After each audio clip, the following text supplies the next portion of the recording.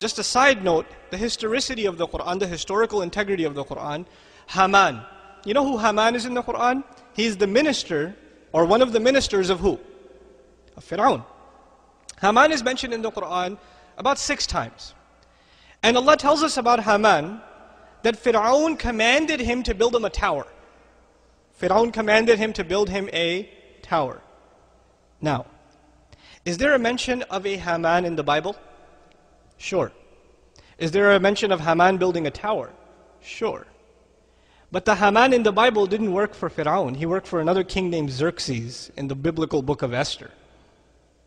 So the biblical Catholic scholars in the 1600s, who were first getting into Orientalist studies, Islamic studies, they looked this thing up in the Quran and said, aha, we found a mistake in the Quran.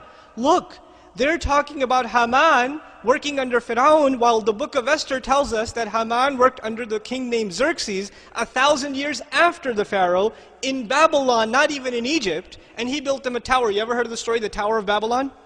So they challenged the historical integrity of the Quran. Ma'adallah, they said from the disbeliever's point of view, oh, Muhammad must have plagiarized it from a priest and made a mistake because he mixed up the story of the Tower of Babel, right? And the story of Xerxes with the story of the Pharaoh, and he's confused between the two of them. That's what he did. Misquotation in the Quran. What's really interesting is, in the late 1800s, the Catholic scholarship, the body of Catholic scholarship, unanimously denied the book of Esther as a valid source of history. They acknowledged their own book, they acknowledged that their own book, unanimously, is legend, just stories made up, names made up. The Jewish encyclopedia even now tells you the book of Esther has no historical value. None whatsoever. But then it remains, this one question remains. The Quran tells us that this Quran tells Bani Israel about the things that even they disagreed in. Even they disagreed in some stuff, and this Quran tells them. This speaker is giving this to you. He can't be the speaker then. This knowledge is coming from somewhere else. Now check this out. You know Maurice Bucaille is a famous Muslim who wrote Bible, Quran, and science? Before he got into that subject, he was a historian. He wanted to study Islamic history. When he came across this problem presented by Catholic priests, he did a little research. You see, what happened in the late 1800s was the Egyptian hieroglyphics were now being revived as a language, because hieroglyphics had died. About almost 2,000 years before the Prophet ﷺ, Egyptian hieroglyphics had died as a language. And they were revived by German and French scholars. The study is called Egyptology. They traveled to Egypt, they studied the hieroglyphics, and they developed a scheme of spelling those images and turning them into pronounceable words and all this stuff. Okay? It started about 120, 130 years ago. So they got into this study, and they made documentations of who the ministers that are mentioned in the documents of the Egyptians, what their roles were, etc., etc.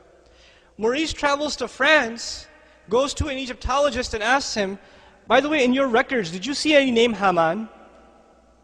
And he says, well, I wouldn't know, you have to go to Germany, but where did you get the name Haman? He said, well, there's a messenger, a man who claims to be a messenger, in the 7th century, who says that there was a minister of Pharaoh, whose name was what? Haman. And he told him to build a tower. He said, that's impossible. Nobody could have had access to any names from that time, because the language has already died at the Prophet's time for how long already? 2,000 years. So he travels to Germany to look up the names of different architects and constructors and ministers under the name, under the Pharaoh, specifically under the Pharaoh at the time of historical era of Musa a.s., of Moses. What does he find? Haman, minister of the stone quarries, construction. This name is discovered in the 1900s. They actually have a statue in Austria, I believe. Haman written on it underneath. They revived it from Egypt. His name is Haman in Austria. The statue is sitting there.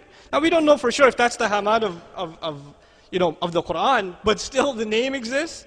The fact that he's in charge of construction exists, and this is something they didn't have, but which speaker had? The Messenger of Allah, but actually the speaker is who then? Allah subhanahu wa ta'ala.